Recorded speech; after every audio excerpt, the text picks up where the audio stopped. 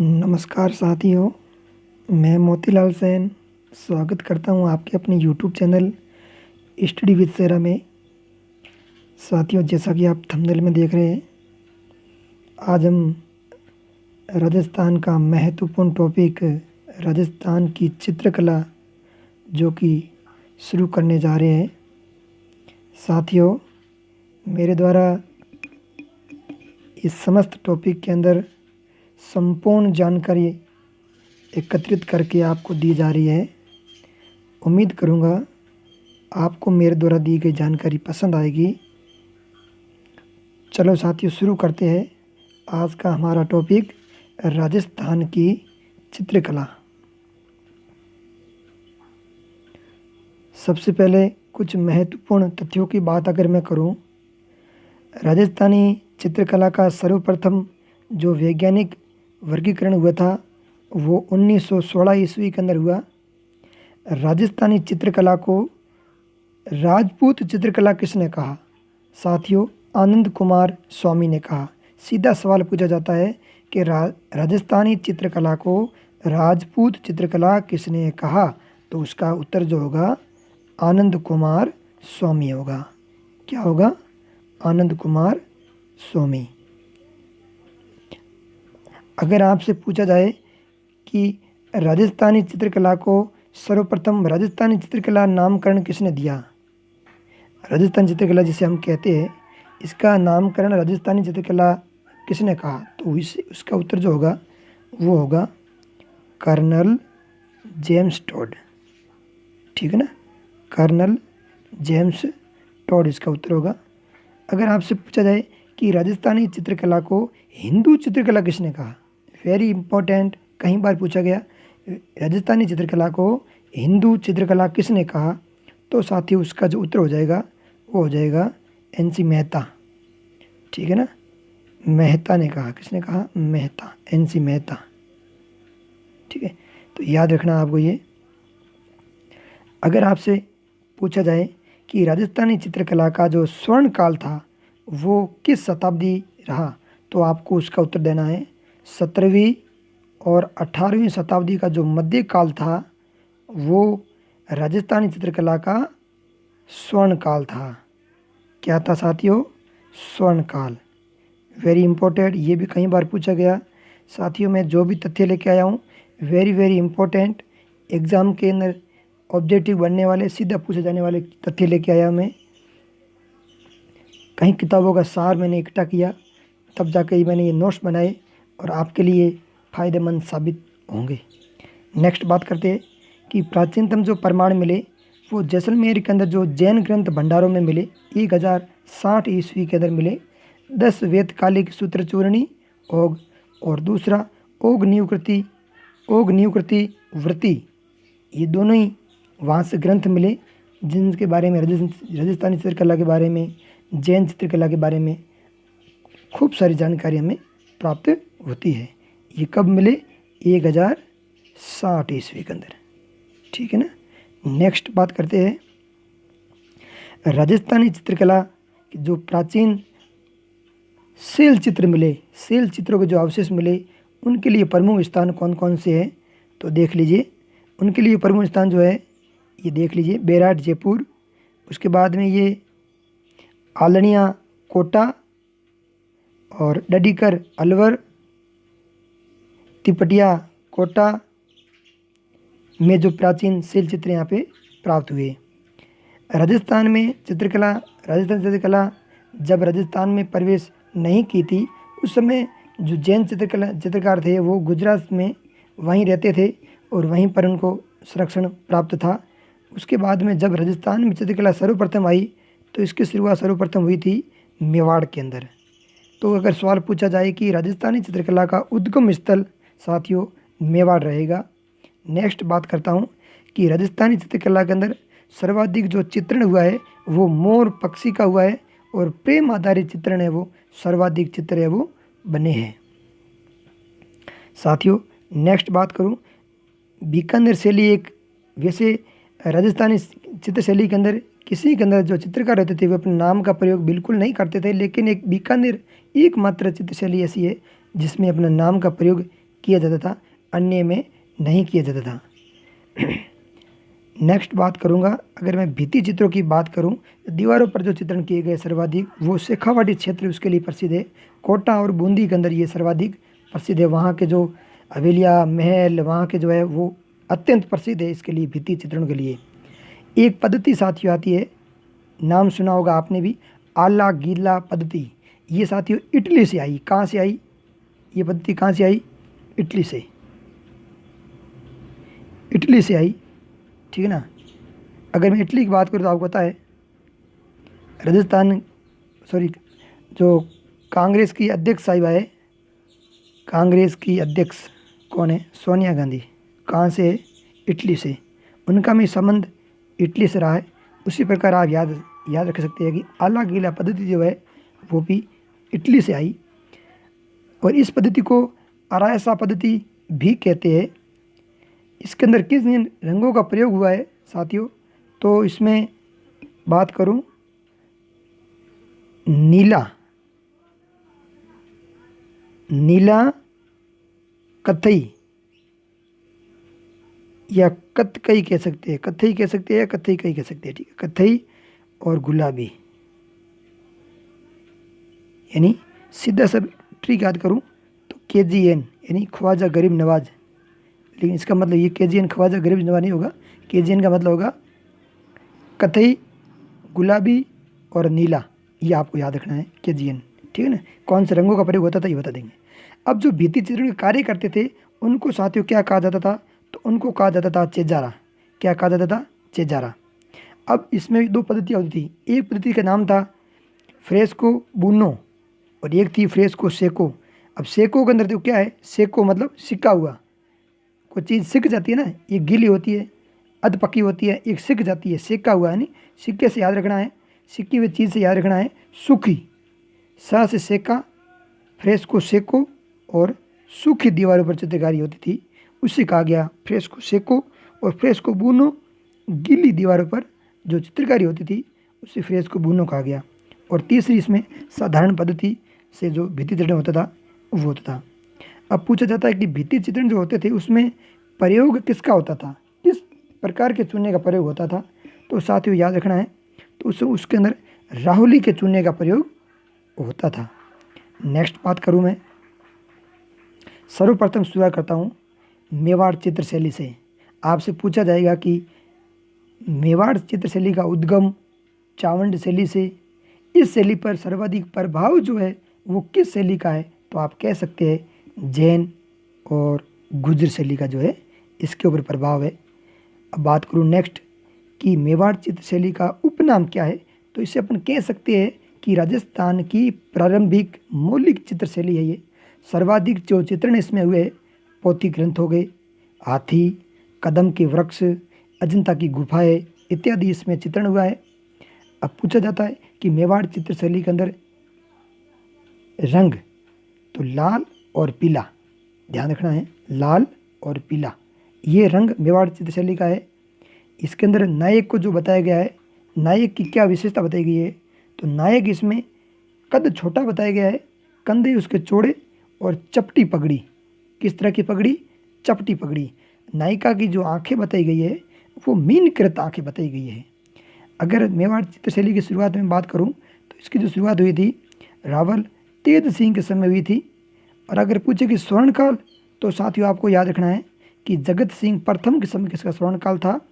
अब जो राजा हुए उनके समय जो चित्रकार रहे उन्होंने कौन कौन से चित्र जो चित्रित किए उनके बारे में जानकारी एक बार आप देख लीजिए। सर्वप्रथम मैं बात करूं तेज सिंह की बात करूं तो तेज सिंह के समय कमल चंद्र चित्रकार था जिसके द्वारा श्रावण, प्रतिक्रमण, सूत्रचूर्णी नामक चित्र ताड़ के पत्तों पर चित्रण किया गया। किसके पत्तों पर? ताड़ के पत्तों पर। और ये मेवाड़ चित्रशैली का सबसे प्राचीन और सबसे सुंदर चित्रण ये है, ध्यान रखिएगा। नेक्स्ट बात करूं लाखा की बात करूं तो लाखा के समय धनसार चित्रकार ने कल्पसूत्र ग्रंथ का एक चित्रण किया था धनसार द्वारा। बात करूं राणा मोकल की तो उसमें हीरानंद द्वारा सुपासना चरियम, जो कि इसे पार्श्वनाथ चरित भी कहते हैं, उसका चित्रण किया गया था। नेक्स्ट बात करूँ राणा कुंभा की बात करूँ तो कुंभा के समय भीकम चंद जो चित्रकार हुआ उसने रसिका अष्टक नामक चित्रण किया। नेक्स्ट बात करें उदय सिंह की तो उदय सिंह के समय नानाराम जो चित्रकार हुए थे उन्होंने भगवत पुराण का चित्रण किया था। उसके बाद में महाराणा प्रताप के समय नसीरुद्दीन, साथियों वेरी इंपॉर्टेंट, नसीरुद्दीन महाराणा प्रताप के समय भी थे और राणा अमर सिंह के समय भी थे, लेकिन सवाल पूछा जाता है कि रागमाला का चित्रण कब हुआ। महाराणा प्रताप के समय नहीं हुआ, ध्यान रखना। नसीरुद्दीन द्वारा रागमाला का चित्रण 1605 ईस्वी के अंदर अमर सिंह प्रथम के समय किया गया था। इसे मेवाड़ शैली का सर्वश्रेष्ठ ग्रंथ कहा जाता है इसको, रागमाला ये ग्रंथ लिखा उन्होंने, जो सबसे बेस्ट ग्रंथ भी था ये, वो इसका चित्रण किया था। और महाराणा प्रताप के समय नसीरुद्दीन जो है ढोला मारू पर चित्रण किया था। और इसको जब ये महाराणा प्रताप का काल समय था उस समय ये चावंड शैली का उदय काल कहा जाता है। वेरी इंपॉर्टेंट, ध्यान रखना। सवाल पूछा जा सकता है कि चावंड शैली का उदय काल तो नसीरुद्दीन के समय महाराणा प्रताप का शासनकाल कहलाता है, याद रखना आपको। नेक्स्ट जगत सिंह प्रथम, मेवाड़ शैली का आ गया, स्वर्णकाल पता आपको, शुरुआत तेज सिंह ने करी थी रावल, ठीक है ना। स्वर्णकाल जगत सिंह प्रथम का, इसमें जो जो चित्रकार हुए साहिबुद्दीन, मनोहर, इन्होंने जो है रसिक प्रिया, गीत गोविंद टीका, ब्रह्मर गीत, रामायण, शुक्र महात्म्य आदि ग्रंथों पर जो है खूब सारे चित्रण किए। और नेक्स्ट बात करूं मैं अगर इनके समय सर्वाधिक लघु चित्रण सर्वाधिक हुआ किनके समय, जगत सिंह प्रथम के समय जो है सर्वाधिक लघु चित्रण हुआ। इनके द्वारा एक विद्यालय की स्थापना की गई थी जिसको चित्तेरौरी ओहरी क्या कहा गया, चित्तेरौरी ओहरी, या इसको उपनाम तस्वीर और कारखानों कहती है, क्या कहती है, तस्वीर और कारखानों, इसकी स्थापना हुई। और उसके बाद जब राणा जयसिंह हुए तो उनके समय भी जो है लघु चित्रण हुआ। और उसके बाद में अमर सिंह सेकंड जब हुए तो उन्होंने रसिक प्रिया पर आधारित 46 चित्र बनाए, 46, ध्यान रखना। उसके बाद में संग्राम सिंह सेकंड हुए तो उन्होंने मुल्ला दो प्याजा यानी कलीला और दमना, ये पंचतंत्र के पात्र है सिंहार, ये इनका चित्रण जो है संग्राम सिंह सेकंड के समय हुआ था। संग्राम सिंह सेकंड वो राजा है जिससे कहा गया है कि बप्पा रावल की गद्दी का सम्मान रखने वाला राजा, यही वो राजा है संग्राम सिंह सेकंड। साथियों नेक्स्ट बात करते हैं अमीर सिंह की बात करूं तो इस समय विशेषकर बड़े पन्नों पर चित्रण चित्रित हुए थे, किसके समय, अमीर सिंह के समय, याद रखना आप वो, ठीक है ना। नेक्स्ट बात करते हैं, चलो नेक्स्ट चलते हैं, राणा भीम सिंह आते हैं उस समय। अब भीम सिंह के समय मेवाड़ में जो है भित्ति चित्रणों का सर्वाधिक चित्रण किया गया। और मेवाड़ के जो चित्रकार जो हुए ज़्यादा चित्रकार जो हुए उनको आपको याद रखना। सीधा सवाल पूछा जाता है कि 2, 3 या 4 चित्रकार आपके नाम दे देंगे, पूछेंगे कि इसका संबंध किस चित्र शैली से है, तो आपको ये ध्यान रखना है। तो बात कर रहा हूँ मैं कमल चंद्र, हीरानंद, भीकमचंद, गोपी कृष्ण, धनसार, नानाराम, नसीरुद्दीन, साहिबुद्दीन, मनोहर, शिवदत्त, उमरा, नरोत्तम लाल शर्मा और कृपाराम, ये आपको याद रखने हैं। ये मेवाड़ शैली के प्रमुख चित्रकार है। और उसके बाद में कुछ विशेष तथ्यों की बात करूं तो गोपी कृष्ण कनौड़िया ने रागिनी ग्रंथ पर चित्रण किया है और नरोत्तम लाल शर्मा ने मुरली मनोहर चित्र बनाकर उसकी तुलना जो है किससे की, मोनालिसा से करी है। कुंदन लाल मिस्त्री ने जो है महाराणा प्रताप पर चित्र बनाए थे, ये पूछा जा सकता है, ध्यान रखना। और रवि वर्मा जो कि केरल के निवासी है, इन्होंने महाराणा प्रताप पर चित्र बनाए थे। और रवि शर्मा को भारतीय चित्रकारिता का पितामह कहा जाता है। अब पूछा जाता है कि मेवाड़ शैली पर क्या मुगल शैली का प्रभाव पड़ा, जी हाँ बिल्कुल पड़ा। कद पड़ा गुरु जी, तो बताए कद की, अमर सिंह प्रथम के समय पड़ा था, ध्यान रखना। ठीक साहब गुरु जी हो गयो, चलो आगे बात कर ला, आ जाओ। नेक्स्ट बात करता हूँ किशनगढ़ शैली की। तो इसका उद्भव महाराजा किशन सिंह के समय हुआ था, 1609 के अंदर हुआ था।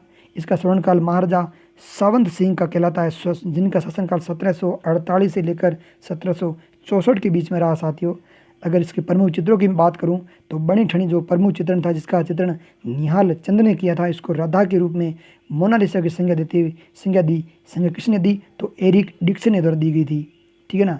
चित्र किसने बनाया था, निहाल चंद ने बनाया था, ठीक है ना। बनी ठनी के रूप में बनाया था, सावंत सिंह की जो रानी थी उनका चित्र बनाया था बनी ठनी के रूप में। और इसको जो है एरिक डिक्सन ने क्या कहा कि ये मोनालिसा की संज्ञा दी थी। अब किशनगढ़ शैली के अंदर रंग गुलाबी और सफ़ेद, आपने पीछे पढ़ा था मेवाड़ के अंदर लाल और पीला, ठीक है ना। तो इसमें गुलाबी और सफ़ेद रंगों का सर्वाधिक प्रयोग किया गया है ना। एक आभूषण नाम आता है बेसरी।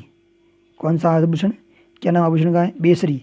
ये नाक में आभूषण किशनगढ़ शैली से संबंधित है, ध्यान रखना है। पूछा जाता है कि बेसरी का संबंध है नाक का आभूषण, या कुछ और टॉपिक दे देंगे आप साथ में, किशनगढ़ के अंदर प्रयुक्त होने वाले किसी हथियार के बारे में बता देंगे, या किसी पक्षी का बोल देंगे। तो आपको ध्यान रखना है कि ये नाक का आभूषण है। और यहाँ पर जो नायिका की स्थिति बताई गई है, नायिका की आंखें तीर कमान के समान यानी खंजर के समान आंखें दिखाई गई है। बड़ा ही सुंदर चित्रण है, आप देखेंगे थंबनेल में मैंने चित्र दिया भी है, देखेंगे आप। वाकई में इतना खूबसूरत चित्रण किया गया है, और इतनी खूबसूरत वाकई में रानी थी। और इनकी आंखें तीर कमान और खंजर के समान, क्या विशेषता है किशनगढ़ शैली की। तो देखिए यहाँ पर एक अमरचंद द्वारा एक जो है चांदनी रात की संगोष्ठी जो है एक चित्रण किया गया था। अमीरचंद कहते हैं या अमरचंद भी आता है, एक ही बात है, इनके द्वारा किया गया था। और इसके अंदर जो ये किशनगढ़ जो किशन सिंह थे ना महाराज, ये सॉरी सावंत सिंह, ठीक है ना, जो नागरिकदास बन गए बाद में, इनके समय जो है ये किस संप्रदाय से संबंधित थे, वल्लभ संप्रदाय से इन्होंने नाता जोड़ा था, इससे संबंधित थे। इनको ये मानते थे, तो इन्होंने वल्लभ संप्रदाय पर आधारित जो है चित्रण किए थे। भगवान कृष्ण संबंधी, राधा कृष्ण भगवान के जो है खूब सारे चित्रण कराए, और भागवत पुराण का चित्रण करवाया इन्होंने। और इन चित्रों के अंदर क्या विषय थी कि फूलों पर मंडराते हुए भ्रमरों का चित्रण वहाँ पर अंदर दिया गया है। और अगर पूछा जाता है कि किशनगढ़ शैली का जो है प्रकाशन में लाने का श्रेय किसको जाता है, तो साथियों इसके अंदर आप ध्यान रखना है आपको, एरिक डिक्सन और फैजल अली ने जो है 1941-42 ईस्वी के अंदर जो है किशनगढ़ शैली को प्रकाश में लेकर आए। और एक इसके अंदर विशेष चीज़ है कि 13 अप्रैल 2017 ईस्वी को भारत सरकार द्वारा एक चित्रकार है जिनका नाम है तिलक गीताई को पद्मश्री दिया गया। अब देखिए किशनगढ़ शैली जो है इसके ऊपर जो है कई शैलियों का प्रभाव है। अब देखिए अपना तो टॉपिक नहीं है, लेकिन ये जब इंडिया लेवल की बात आती है तो पूछा जाता है कागड़ा शैली हिमाचल प्रदेश की है, और मधुबन शैली जो है बिहार की है, और बसिया शैली जम्मू कश्मीर की है। उस शैली का इस शैली के ऊपर प्रभाव देखने को आपको मिलेगा। अब राजा पृथ्वी सिंह के समय जो है इस शैली का विकृत रूप सामने आया, क्योंकि इतने राजा मतलब मजबूत नहीं थे कि उसमें इस शैली को उसी रूप में लेकर चल सके। इसलिए इस शैली का जो विकृत रूप है वो किशनगढ़ शैली के समय आया। और निहाल चंद्र ने जो है नागर समूचे नाम से 75 कितने 75 साफ नहीं दिख रहा होगा, 75 चित्र है, चित्रित किए ग्रंथों की रचना की थी इन्होंने नागर समूचे नाम से। किस नाम से की थी, निहाल चंद्र ने की थी नागर समूचे के नाम से। नेक्स्ट बात करते हैं अपन जयपुर शैली की बात करते हैं। साथियों जयपुर शैली का उद्भव सवाई जयसिंह के समय हुआ, सबको पता है, वेरी इंपॉर्टेंट। इनका काल शासनकाल 1700 ईस्वी से लेकर 1743 ईस्वी तक, 1727 के अंदर जिन्होंने जयपुर शहर बसाया था, ठीक है ना। और नेक्स्ट बात करें इसका, अगर जयपुर शैली का स्वर्ण काल की बात करें तो सवाई प्रताप सिंह के समय बहुत बड़े राजा हुए सवाई प्रताप सिंह। इनके समय इनका शासनकाल 1778 से लेकर 1803 ईस्वी के बीच रहता है। और जयपुर शैली के अंदर जो है विशेषता इसके रंगों की बात करूं तो लाल, पीला और हरा। और लाल और पीला मेवाड़ का था, लाल पीला हरा साथ में आ जाए जयपुर शैली का है ये। और नायक क्या बताएगा, नायक के बारे में क्या विशेषता बताएगी, तो नायक की जो विशेषता है वो है कि दाढ़ी मूछों विहीन, यानी दाढ़ी मूछे नहीं है, दाढ़ी मूछों विहीन, जामा पहना हुआ, लंबे जूते पहने हुए दिखाया गया है। और यहाँ की जो नायिका है उसकी आंखें मीन कृत है, और चेहरा जो है अंडाकार है। आंखें कैसी है, आंखें मीन कृत आंखें बताई गई है, ठीक है ना। और इसमें इस शैली के अंदर सर्वाधिक जो किस वृक्ष का अगर चित्रण हुआ है तो पीपल के वृक्ष का। और पशु की बात करूँ तो घोड़े का, और पक्षी की अगर बात करूँ तो मोर का चित्रण हुआ है। और सवाई जयसिंह के समय यहाँ पर सूरत खाना जो है स्थापित करवाया गया था, सूरत खाना स्थापित करवाया था सवाई जयसिंह के समय। और चित्रकारों को सर्वाधिक संरक्षण सवाई प्रताप सिंह द्वारा दिया गया था। और सवाई ईश्वरी सिंह के समय आदमकद चित्रण साहिब राम द्वारा बनाया गया था, यानी खड़े इंसान का चित्र, आदमकद मतलब पैरों से इंसान का चित्र बनाया था ईश्वरी सिंह का। किसने बनाया था, साहिब राम। ये साहिब राम, साहिबुद्दीन की बात करूं तो मेवाड़ से है, ध्यान रखना, साहिबुद्दीन मेवाड़ से, साहिब राम जयपुर से, साहिब राम यहाँ के थे। और सवाई माधो सिंह जब राजा बने थे उस समय जो है चित्रों के अंदर हीरे मोती सोने का प्रयोग हुआ, बाकी में जोरदार हुआ।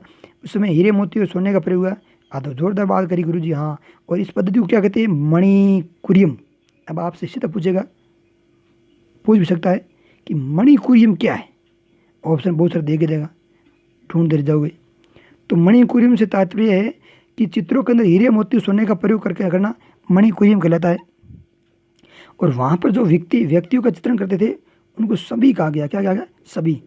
और इस शैली पर आपको पता है जयपुर का शासनकाल तो शुरू से ही, ठीक है ना, भगवान दास भारमल से लेकर मान सिंह से लेकर मुगलों के विशेषकर सेवक रहे। तो मुगल शैली का सर्वाधिक प्रभाव इस पर है, इस बात में कोई दो राय बिल्कुल नहीं है। और विशेषताओं की बात करूं तो यहाँ पर जो रानियाँ और राजकुमारियाँ है उनको भिक्षा देते हुए, वेरी इंपॉर्टेंट, यानी भिखारियों का चित्रण है इसमें। किसमें है? किसका?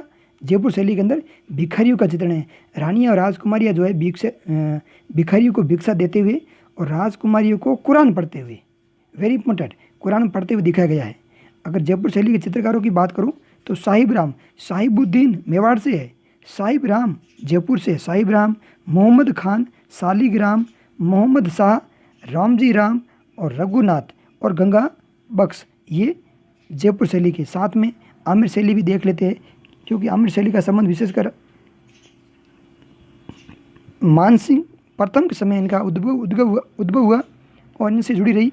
इसके अंदर सर्वाधिक प्राकृतिक रंगों का गेरुआ रंग जो है सर्वाधिक प्रयोग हुआ है। जो जो आर्टिफिशियल जो नेचुरल कलर जो है ना, प्राकृतिक, ठीक है ना, प्राकृतिक कलरों का सर्वाधिक प्रयोग हुआ। अगर मैं इसके आमिर शैली के स्वर्ण काल की बात करूं अगर, तो मानसिंह प्रथम थे, उन्हीं के समय हुआ। और मुगल शैली से सर्वप्रथम ये प्रभावित हुई थी, यहाँ पर सर्वाधिक प्रभाव पड़ा। और चित्रों की बात करूं तो आदि पुराण, बिहारी, सतसई, इनके चित्रण हुए। और अगर मैं साथियों, शायद मेरे हिसाब से आमिर शैली के जो चित्रकार है वो शायद इसमें नहीं आ पाए, तो मैं आपको आमिर शैली के चित्रकारों का नाम बता देता हूँ। आमिर शैली के जो चित्रकार जो हुए थे, उसके अंदर सर्वप्रथम जो नाम आता है वो आता है, 4 नाम आते हैं। एक आता है मुरली, क्या नाम आता है? एक मिनट साथियों, नोट कर लीजिएगा, इसमें नहीं जा नहीं पाया। मुरली, दूसरा नाम था हुकुमचंद, क्या नाम था? हुकुमचंद, मुरली, हुकुमचंद, पुष्पदत्त और मुन्ना, ये तीनों नाम ही लिख दिया। और चौथा जो नाम था वो था मुन्ना लाल, यानी मुन्ना लाल, यानी कह सकते हैं मुरली बजाने काम आती है, हुक्का पीने काम आता है, फूल सूंघने काम आते हैं। ये करता कौन है? मुन्ना करता है सभी, ठीक है ना। तो इस तरह से आप याद रख सकते हैं, याद रखने का एक तरीका है और कुछ नहीं। नेक्स्ट साथियों बात करते हैं अपन अलवर शैली की बात करते हैं। तो अलवर शैली भी जयपुर शैली से जुड़ी हुई है, इसलिए मैंने इसको पहले लिया। अलवर शैली की अगर बात करूँ तो इसका जो उद्भव हुआ था 1775 ईस्वी में हुआ था, प्रताप सिंह के समय हुआ था। साथ ही प्रताप सिंह नरू का लिखा गया, शायद ये नरू का है या नहीं है, इनका मेरे को कन्फर्म नहीं है, इसलिए मैंने ये लिख दिया। प्रताप सिंह उनका नाम था, ठीक है ना। इसमें मैं थोड़ा आप कन्फर्म कीजिएगा कि वो जो प्रताप सिंह तो नरू का जो थे, क्या ये वही प्रताप सिंह नरू का है? जो आप प्रताप सिंह और प्रताप नरू दोनों अंतर क्या है, तो कन्फर्म करिएगा, ठीक है ना, मैं भी कन्फर्म करूँगा। और इसका जो उद्भव हुआ था वो 1775 ईस्वी के अंदर प्रताप सिंह के समय हुआ था। और इसका स्वर्णकाल की बात करूँ तो विनय सिंह थे अलवर शैली के अंदर। विनय सिंह, इसको बन्ने सिंह भी कहते हैं, जो 1814 से लेकर 1827 ईस्वी तक रहे। अगर रंगों की बात करूं तो हरा, नीला और सोने के रंगों का सर्वाधिक प्रयोग अलवर शैली में हुआ है। यहाँ का जो नायक है वो गले में रुमाल डाले भी बताया गया है, वेरी इंपॉर्टेंट। नायिका की आंखें मीनकृत आंखें है, जयपुर के अंदर भी मीनकृत आंखें, यहाँ पर मीनकृत आंखें, क्योंकि संबंध इसका जयपुर शैली से ही है। और चेहरा अंडाकार है, जयपुर शैली की स्वयं विशेषता बताई इसमें नायिका की। और विशेषकर प्रताप सिंह के समय जो है चित्रकारी हुई थी, डालू राम ने राजगढ़ में जो है शीश महल की चित्रकारी की थी। किसने की थी? डालू राम ने। किसके समय? प्रताप सिंह के समय, ठीक साहब। चलो आगे। और बख्तावर सिंह जो राजा थे अलवर के, वो एक धार्मिक प्रवृत्ति के राजा थे, जो चंद्रशेखी, ध्यान रखना, चंद्रशेखी और बख्तीस नाम से काव्य रचनाएं करते थे। और इन्होंने एक दान लीला नामक ग्रंथ की रचना की थी। ग्रंथ का नाम था दान लीला नामक ग्रंथ की रचना करी थी। और विनय सिंह के समय जो है एक ग्रंथ का एक पुस्तक है गुलिस्ता, उसका चित्रण हुआ था, जो कि शेख सादी जो दिल्ली के उनके द्वारा लिखी गई पुस्तक है ये गुलिस्ता। इसका चित्रण किया गया था विनय सिंह के समय।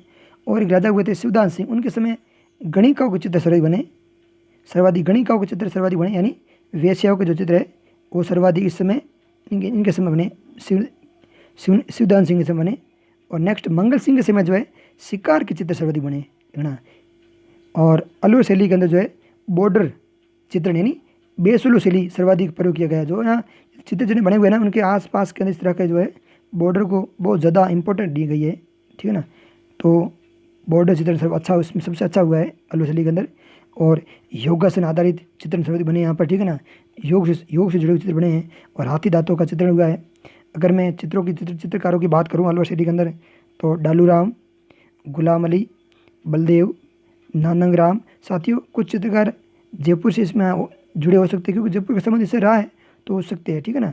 बुद्धाराम, मूलचंद, राम प्रसाद, राम गोपाल, जगमोहन, जमुनादास, छोटेलाल, उदयराम, नंदराम, जगन्नाथ, शालिग्राम, सालगा और गंगा किशन। साथ ही सवाल पूछा गया था कि एक ग्रंथ ये बताया गया था कि नाव में गणेश, ये नाम में लिखा है यहाँ पे, फिर मैं लिख देता हूँ, नाव में गणेश, ठीक है, नाव में गणेश ये लिखा मैंने। इस ग्रंथ का चित्रण जो है किसके द्वारा किया गया था तो गंगा विष्णु का किया गया था। और गंगा विष्णु का संबंध अलवर शैली से रहा है, तो सवाल ये पूछा गया था तो मैंने यहाँ पे लिख दिया, तो आप इसको नोट कर लीजिएगा। नेक्स्ट बात करते हैं देवगढ़ शैली की। छोटी सी शैली, इतना बड़ा ही कुछ नहीं। इसका उद्भव 1680 के अंदर हुआ, 1680 के अंदर इसका उद्भव हुआ था, जय सिंह के काल में हुआ इसका। और मेवाड़ शैली की ये उप शैली है, ठीक है ना। और दूसरी चीज़, और उसमें जो ठिकानेदार थे द्वारकादास चूड़ावत थे उसमें थे। और अब सवाल पूछा था कि देवगढ़ शैली को प्रकाश में लाने का श्रेय किसको जाता है तो उसका नाम है श्रीधर अंधारे। क्या नाम है? श्रीधर अंधारे, वेरी इंपॉर्टेंट, ध्यान रखिएगा। श्रीधर अंधारे को जाता है। और ये मेवाड़, मारवाड़ और ढूंढर का मिश्रण है। देवगढ़ शैली की विशेषता ये क्या बताई गई है तो प्राकृतिक परिवेश, राजसी ठाट बाट, बड़ी रेखा के चित्रण, इसकी विशेषता रही है देवगढ़ शैली की। और यहाँ का अगर बात करूँ चित्रकारों की बात करूँ तो केवड़ा, बगता, चोखा और बैंजनाथ, सिंपल नाम है, केवड़ा, बगता, चोखा और बैंजनाथ। क्या नाम था? बैंजनाथ, ठीक है। ये चित्रकार हुए। रंगों की बात करें तो हरे और पीले रंग यहाँ पे ज़्यादा प्रयुक्त हुए हैं, ठीक है ना। और नेक्स्ट बात करता हूँ नाथद्वारा शैली की। तो साथियों नाथद्वारा शैली की बात करूँ तो नाथद्वारा शैली ये मेवाड़ी राजा थे राज सिंह, जिन्हें रत्नों का तुलादान करवाया था। बड़े ही निडर शासक हुए हैं जिन्होंने चारुमती से विवाह किया था। किशनगढ़ की राजकुमारी थी जिसे औरंगजेब शादी करना चाहता था, लेकिन जाके बीच में शादी कर ली क्योंकि चारुमती इनसे प्रेम करती थी तो उन्होंने शादी कर ली उनसे। इस समय औरंगजेब और राज सिंह बीच में बड़ी यूँ आपस में ठंडी रहती थी।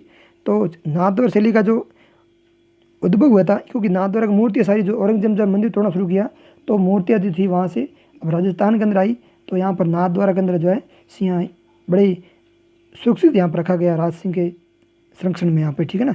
तो इसका उद्भव 1672 ईस्वी, याद रखना आपको, राजा राज सिंह के काल के अंदर मेवाड़ की ये भी उप शैली है। और इसमें अगर रंगों की बात करें सर्वाधिक तो लाल और पीला रंगों का प्रयोग किया गया है। और पशु इसमें गाय और हरिण का चित्र सर्वाधिक है। और नायिका की बात करें तो नायिका यहाँ पर दासी के रूप में दिखाई गई है क्योंकि कृष्ण भगवान से जुड़े हुए मामले हैं तो दासी के रूप में दिखाई गई है। और अगर वृक्ष की बात, कौन सा वृक्ष सर्वाधिक तो केले का वृक्ष सर्वाधिक जो है यहाँ पर चित्रण किया गया है, केले के वृक्ष का। विशेषकर ये वल्लभ संप्रदाय से संबंधित चित्रण किया गया है। साथ ही एक मैंने और बताया था वल्लभ संप्रदाय संबंधी किशनगढ़ शैली के बारे में, उसी तरह से नाथद्वारा शैली भी वल्लभ संप्रदाय से संबंधित चित्रण सर्वाधिक हुआ है। और कृष्ण की बाल लीलाएँ और जन्माष्टमी के जो चित्रण है वो सर्वाधिक हुए हैं। नाथद्वारा में भगवान श्री कृष्ण की मूर्ति के चित्रित पर्दे को पिछुआ कहा जाता है। साथियों दीवार पर पर्दे लगे जाते हैं, उस पर जो मूर्ति होती है उसके पीछे पर्दा लगाया जाता है, इसके ऊपर कृष्ण भगवान की जो है उनका चित्रण किया जाता है जिसे पिछुआ कहा जाता है। यहाँ के अगर मैं चित्रकारों की बात करूँ तो रेवाशंकर, चतुर्भुज, पुरुषोत्तम, नारायण, घासीराम, रामचंद्र, भगवान देवीलाल, और हिरल।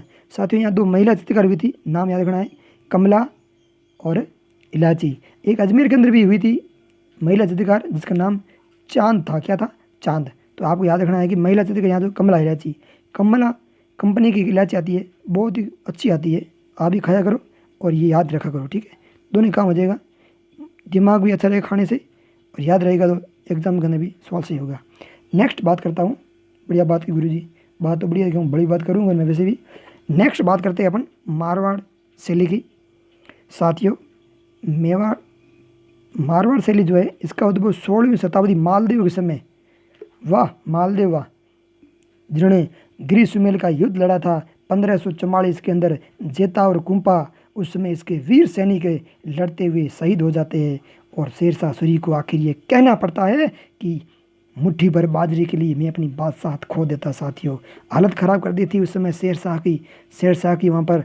ये तो अच्छा हुआ कि शेरशाह ने जो सेना पीछे मंगवाई थी उसका सेनापति सेना लेकर और आ गया, वरना उस दिन इतिहास कुछ और ही होता। जेता और कुंपा इतने महान थे सैनिक ये। मालदेव किसी बहकाव में आ गया और मालदेव चढ़ा गया। अगर मालदेव उस समय नहीं जाते तो शेरशाह की यहीं पर गिली हो जाती। चलो कोई बात नहीं, हो गया सो हो गया। नेक्स्ट बात करते हैं अपन चोखेला तालाब के अंदर 2 ग्रंथ चित्र किए थे, एक राम रावण युद्ध और सप्तशती, ठीक है ना, ये ग्रंथ हुए थे। और यहाँ पर एक और ग्रंथ हुआ जिसका नाम था उत्तर ध्यानम सुत चूर्णी, ये भी मारवाड़ से संबंधित है, ध्यान रखना है। अगर मैं मारवाड़ शैली की विशेषताओं की बात करूँ तो यहाँ का जो रंग है वो पीला है, ध्यान रखना, पीला, सिर्फ पीला रंग है। लाल और पीला मेवाड़ का है, लाल पीला हरा जयपुर का है और पीला रंग जो है मारवाड़ का है। आम का वृक्ष का चित्रण यहाँ पर है। केले के वृक्ष का चित्रण कहाँ पर है भाई? केले के वृक्ष का चित्रण सर्वाधिक जो है मैंने पढ़ा था अभी नाथद्वारा के अंदर है। बिल्कुल सही बात कही जीरू जी। पशु कौन सा है? ऊँट है, हीरा ऊँट। घोड़े की बात करें तो जयपुर के अंदर सर्वाधिक हुआ है। और नायक कैसा है? देखिए नायक का लंबा कद है, लंबी लंबी मूछें है और हाथ में तलवार है। अगर जब हम बीकानेर पढ़ेंगे तो उनके हाथ के अंदर भाला होगा। क्या होगा? हाथ के अंदर भाला होगा, यहाँ पर हाथ में तलवार है, ये ध्यान रखना आपको। और नायिका की जो है बादामी आंखें दिखाई गई है, प्रोडा यानी वृद्धावस्था, प्रोडा। सिर पर सफ़ेद बाल है, ऐसे बुढ़िया बैठी है कबूतर उड़ाती हुई, हुक्का पीते हुए। आपने कई बार गाड़ी हुई दिखा होगा, घर कब आओगे, ऐसे ही बैठे हुए थे भाई। ये जोधपुर से ही संबंधित है, ठीक है ना, चित्रनी जोधपुर का ही है। तो इसका जो स्वर्णकाल रहा था, जो मारवाड़ शैली का जो स्वर्णकाल रहा वो महाराजा मानसिंह के समय रहा। मानसिंह राजा हुए थे जब मारवाड़ के अंदर, उनके समय रहा था, मानसिंह के समय रहा था, जिनके समय कृष्ण कुमारी विवाद हुआ था। साथियों कृष्ण कुमारी विवाद, इसकी सगाई भीम सिंह के साथ, ये भीम सिंह की पुत्री थी मेवाड़ के राजा की, और भीम सिंह और सगाई भी इसकी जयपुर मारवाड़ के अंदर जो राजा थे भीम सिंह उसके साथ हो रखी थी। भीम सिंह का हो जाता है देहांत, जब देहांत हो जाता है तो उनकी शादी मेवाड़ के राजा कर देते हैं, जगत सिंह सेकंड से कर देते हैं। जो भी जयपुर का राजा था जगत सिंह सेकंड, उससे की जाती है, जो कि बिल्कुल निकम्मा राजा था, उसे कर दी जाती है। और जब ये नहीं हो पाता, यहाँ पर मान से घुसा जाता है कि हमारी यहाँ शादी की भी आप कैसे ले जाएंगे, तब युद्ध होता है उनके बीच में, ठीक है ना। चलो ये तो इतिहास की बातें है। नेक्स्ट बात करते हैं सर्वाधिक जो विकास इसका हुआ था जसवंत सिंह प्रथम के समय हुआ था, और मान सिंह के समय, और जसवंत सिंह सर्वाधिक विकास का जसवंत सिंह प्रथम और मान सिंह के समय हुआ। और मुगल शैली का जो प्रभाव पड़ा था इसमें मोटा राजा उदय सिंह के समय पड़ा था। साथ ही मैं जब एक्सप्लेन करना शुरू करता हूँ तो मेरे भी रुका नहीं जाता फिर से। अब मोटा राजा उदय सिंह आगे, तो नाम मोटा है लेकिन काम कोई बड़ा नहीं है, काम उतना ही खोटा है, ठीक है ना। इन्होंने जो है ये वो राजा थे जहाँ रावचंद्र सेन हुए मारवाड़ की धरती पर, नहीं सर झुकाया कभी मुगलों के सामने, लेकिन ये मुगलों के सामने झुक जाते हैं। और जोधाबाई का जो विवाह है वो अकबर के पुत्र जहांगीर के साथ कर जाते हैं, जिनका पुत्र होता है शाहजहाँ होता है पुत्र इनका, ठीक है ना। तो पूछा जाता है कि शाहजहाँ के नाना का नाम क्या था, तो मोटा राजा उदय सिंह था। देखिए ये तो इतिहास की बातें है, ठीक है ना। अपनों को यहाँ पे कला संस्कृति टॉपिक पढ़ना है। गद सिंह प्रथम के समय वीर विठलदास चांपावत द्वारा रागमाला का चित्रण किया गया था। और महाराजा अजित सिंह के समय मारवाड़ सामंती संस्कृति का चित्रण हुआ। ध्यान रखना, महाराजा अजित सिंह के समय हुआ था। और मारवाड़ शैली के मौलिक सुंदर चित्र भी इस समय बने। और राम सिंह के समय जो है पगड़ियों का चित्र हुआ। ध्यान रखना, ये साथ ही एक सवाल पूछा जाता है कि डूंगर शाही ओढ़नी, डूंगरपुर की नहीं है, ध्यान रखना, जोधपुर की है, ठीक है ना। तो ये मेरे को याद आ गया तो मैंने बता दिया आपको। और राम सिंह के समय पगड़ियों का चित्रण हुआ, और भीम सिंह के समय व्यक्ति चित्र और दरबार का चित्रण हुआ था भीम सिंह के समय, और विजय सिंह के समय वैष्णव धर्म आधारित चित्र सर्वाधिक बने। इनके समय रसराज ग्रंथ, ध्यान रखना, रसराज ग्रंथ पर आधारित जो है 62 चित्र बने। कितने बने? 62 चित्र बने। और तखत सिंह के समय कंपनी शैली का प्रभाव पड़ा। अब तखत सिंह का नाम आ गया है तो 1817 में क्रांति होगी। इनका किलेदार था अनार सिंह पंवार, जो कि बिठोड़ा का युद्ध लड़ने गया था और वहाँ पर इनकी मौत हो जाती है। मारवाड़ शैली का जो प्रमुख चित्र है, चित्रकारों की बात करूँ अगर मैं, मारवाड़ शैली के प्रमुख चित्रकारों की अगर मैं बात करूँ, जो प्रमुख चित्रकार जो हुए मारवाड़ शैली के जो चित्रकार हुए, सॉरी चित्रकारों की बात नहीं कर रहा हूँ, जो मारवाड़ शैली के चित्र है वो आपको ध्यान रखने हैं। इसके अंदर प्रमुख चित्रों में ढोला मारू, ढोला मरवनरी बात, सुल्तान निहाल दे, जेठवा पूजनी, वेली कृष्ण रुक्मणी री, ये साथियों वैसे उत्तरी मारवाड़ी भाषा, उत्तरी मारवाड़ी के अंदर लिखा गया, पृथ्वीराज राठौड़ द्वारा लिखा गया था, ठीक है ना। जिसको दुर्सा आडा ने पाँचवां पुराण और पाँचवां वेद और 19वां पुराण इसको कहा है। किसने कहा है? दुर्सा आडा ने कहा है। वेली कृष्ण रुक्मणी री, ये पृथ्वीराज राठौड़ लिखा गया है, जो कि अकबर के दरबार में रहते थे और महाराणा प्रताप के खास मित्र थे ये। इन्होंने जो है ये घाघरों दुर्ग में बैठकर लिखा था और उत्तरी मारवाड़ी में लिखा गया। ये सवाल पूछा गया तो आपको ध्यान रखना है। और इसके अलावा ये मरु के टीले, छोटी झोंपड़ियाँ, दरबारी जीवन पर आधारित जो है चित्र बनाए गए। अगर मैं चित्रकारों की बात करूँ यहाँ पर, तो चित्रकार कौन हुए? नारायण दास, देवदास, अमरदास। ध्यान रखना दास पीछे आ जाए, मारवाड़ से है, लेकिन ये तो ध्यान रखना ही है। साथ में देखो शिवदास, विशनदास, माधवदास, लेकिन कुछ यहाँ पे देखो जीतमल, काड़ू, सज्जू, शेपू, मतीराम, ये भी आएंगे। अब जो है रसराज ग्रंथ, मैंने बताया रसराज ग्रंथ जो इनके समय लिखा गया था विजय सिंह के समय, ये लिखने वाला मतीराम था। कौन था? मतीराम, आपको याद रखना है।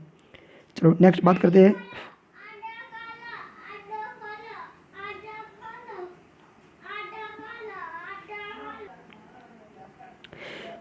साथियों नेक्स्ट बात करते हैं अपन, शायद कृष्णगढ़ शैली हो चुकी है, वापस रिपीट हो गई, कोई बात नहीं, ठीक है, हो चुकी है। चलो नेक्स्ट बात करते हैं अपन, अजमेर शैली की बात करते हैं।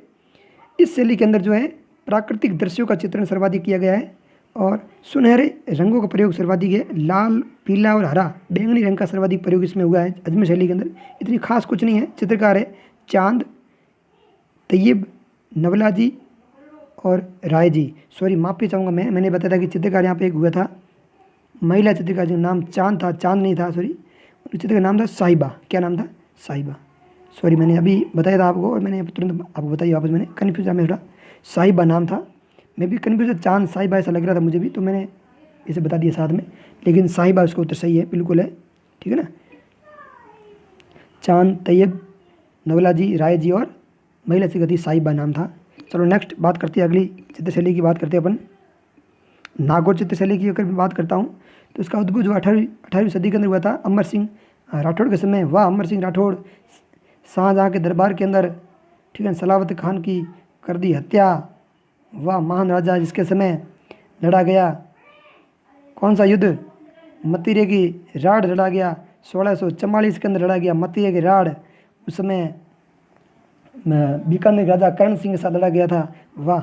और अमर सिंह राठौड़ ये वही राजा है जिसने कहा था, जिसने सलावत खान से कहा, इण मुख तू गग्गो कयो, इण कर ली कटार, वार केर पायो नहीं, जमदर हो गई पार। जमदर इन तलवार चाकू तो हाथ में था, वो उसकी पार हो गई। गवार बोल दिया था, गुस्सा आ गया अमर सिंह राठौड़ को, सटका दिया तुरंत ही वहीं पर, और शाहजहाँ देखता ही रह गया और फिर वहीं से भाग जाते हैं। फिर अमर सिंह के जो साला साहब होते हैं वो इनके साथ मिल जाते हैं, शाहजहाँ के साथ में, ठीक है ना। क्या नाम था उनका? वो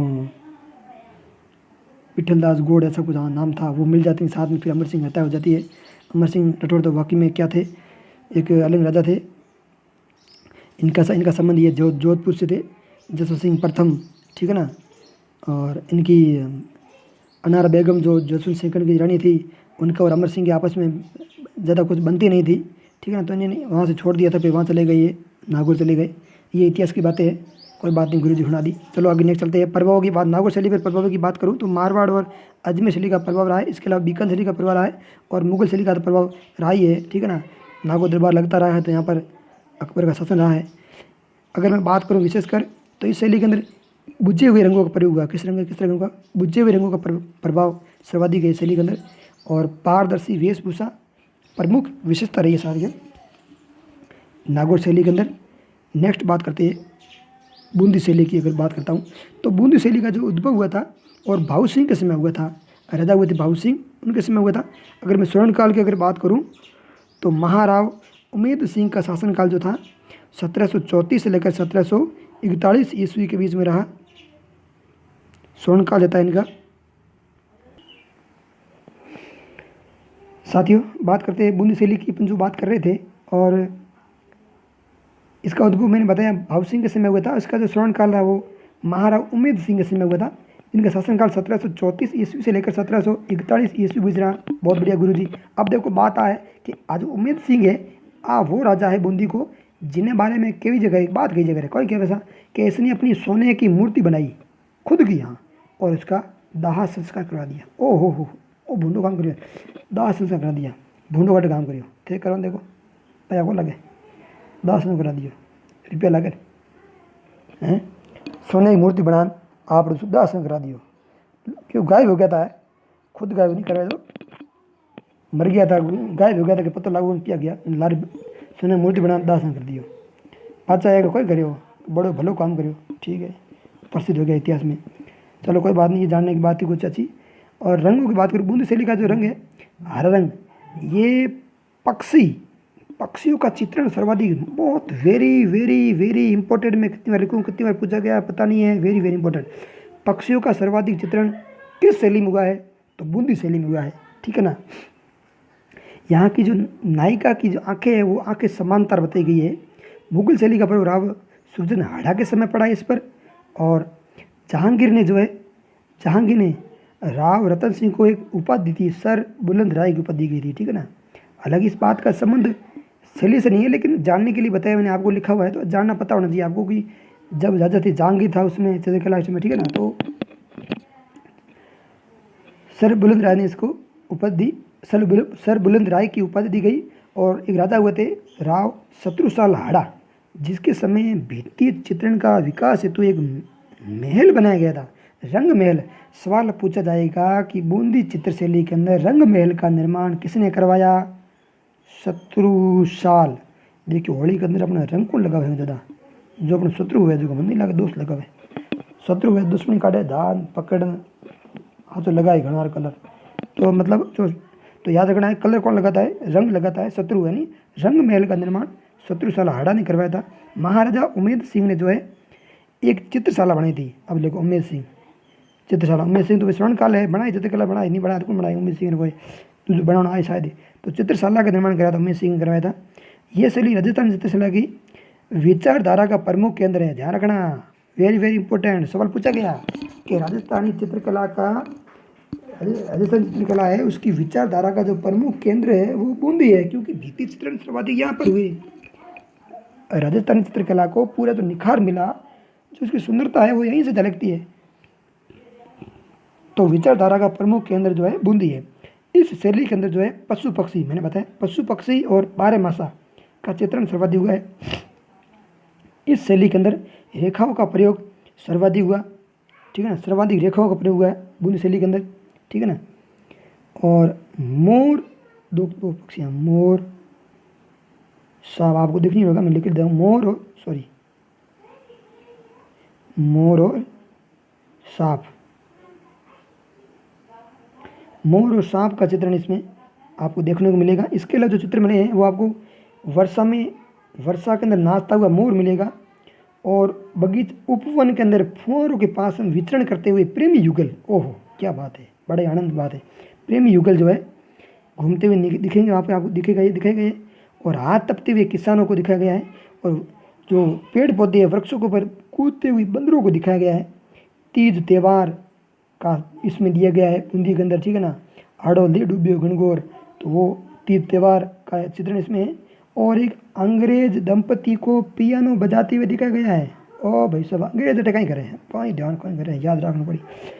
अंग्रेज दंपति को पियानो बजाते हुए दिखाया गया है। इसके अलावा चित्रकार जो हुए बूंदी शैली के अंदर नूर मोहम्मद, सुरजन, रामलाल, श्री कृष्ण, अहमद अली, भिखाराम और डालू। अब आपको देखो याद रखना, थोड़ा सा ही मैं आपको हिस्ट्री बताता हूँ। जैसे आपको जब आप इनके बारे में अपने हिसाब से ट्रिक बना के याद कीजिए, और चित्रकारों को जब आप देखेंगे बार बार तो आपको दिमाग में रहेगा कि चित्रकार वहाँ से रहा है। अब देखो, जब नूर और सूर बरसते हैं तो भगवान श्री राम आते हैं, श्री कृष्ण आते हैं और अल्लाह आते हैं, ठीक है, और भीख डालकर चले जाते हैं। साथियों कुछ अन्यथा नहीं लेना है, अपने याद रखना है, भीख डालकर, क्योंकि इंसान को भीख कौन देता, भगवान देता ना, भगवान से मिलती है, तो ठीक है ना, तो भीख डालकर चले जाते हैं, गलत कुछ नहीं कहना, भीख डालकर चले जाते हैं। नूर और सूर बरसते हैं, जब जब नूर सूर बरसते हैं तो भगवान राम आते हैं, श्री कृष्ण आते हैं और अल्लाह आते हैं और भीख डालकर चले जाती है, ठीक है ना। तो भीख चाहिए अपने को, तो नूर सूर बरसनी चाहिए। नेक्स्ट बात करूँ उनियारा शैली की, जो कि टोंक जिले से संबंधित है, जयपुर और बूंदी की मिश्रित शैली है ये, और कवि केशव द्वारा रचित कवि प्रिया पर सर्वाधिक चित्रण यहाँ पर हुआ है। इस शैली में राजाओं का व्यक्ति चित्रण किया गया है। चित्रकार इसमें भीमा, मीर बख्शी, बख्ता और काशीराम हुए हैं। जैसलमेर शैली की अगर बात करूं तो यह शैली स्वतंत्र शैली मानी जाती है, इस पर किसी अन्य शैली का प्रभाव नहीं है। मुमल इस शैली का जो है प्रमुख चित्रण है इसका। मुमल महेंद्र की कहानी, ठीक है ना, सुनना कभी, वाकई में लगेगा कि ज़िंदगी में प्यार तो उन्होंने किया, बाकी क्या करते हैं, वो एक ज़माना था, ज़माने की बात है। आ गई कोटा शैली, बात करते हैं कोटा शैली, इसको कहते हैं शिकार शैली। क्या कहते हैं, शिकारी चित्रण बहुत ज़्यादा कर दिया यहाँ पे, बहुत ज़्यादा शिकारी चित्र है, तो शिकार शैली है वो पीछे रही। पक्षियों का चित्रण सर्वाधिक बूंदी में, तो शिकारियों का सर्वाधिक चित्रण, शिकार के सर्वाधिक चित्रण है वो कोटा के अंदर किए गए। अब बात करूँ कोटा शैली का उद्भव माधो सिंह प्रथम के समय हुआ, 1600 शायद 1631 के अंदर मेरे हिसाब से, हाँ से बिल्कुल सही है, 1631 के अंदर जो है कोटा की नींव रखी। कोटा अलग से बन गया था, बूंदी से अलग हो गया था। माधो सिंह राजा बने थे उस समय, शाहजहाँ के समय, और इसका जो विकास हुआ बिल्कुल स्वतंत्र रूप से विकास हुआ राम सिंह प्रथम के समय हुआ था। और स्वर्णकाल इसका जो है उमेश सिंह प्रथम का शासन का कहलाता है। ये उमेश सिंह अलग है, यहाँ उमेश सिंह अलग है। 1770 से लेकर 1823 के बीच में रहा। इसका रंग वही हरा रंग है, बूंदी का वही है। नायक कद छोटा वही है। नायिका आँख, दोनों आँखें, दोनों आँखें जो है रेखाएं समांतर बताई, बूंदी की वही है। उपनाम इसका जो है शिकार शैली कहा गया, ये आपको ध्यान रखना है, शिकार शैली है। और महाराजा उमेश सिंह प्रथम के समय शिकार संबंधी चित्रण सर्वाधिक बने। यहाँ पर प्रसिद्ध है झाला हवेली, जो कि शिकारी चित्रों हेतु प्रसिद्ध है। और इसके प्रमुख चित्रों की बात करें तो चित्रों में क्या है, तो रानियों को, राजकुमारियों को शिकार करते हुए दिखाया गया है। और हाथियों की लड़ाई के चित्रण सर्वाधिक है। ढोला मारू की प्रेम कथा का चित्रण है। मधु मालती की कथा का चित्रण है। बेटी की विदाई का चित्रण किया गया है। पैर से कांटा निकालती हुए नायिका का चित्रण है। कांटा और कोटा एक ही बात है, तो पैर से कांटा निकालती हुए नायिका का चित्रण है।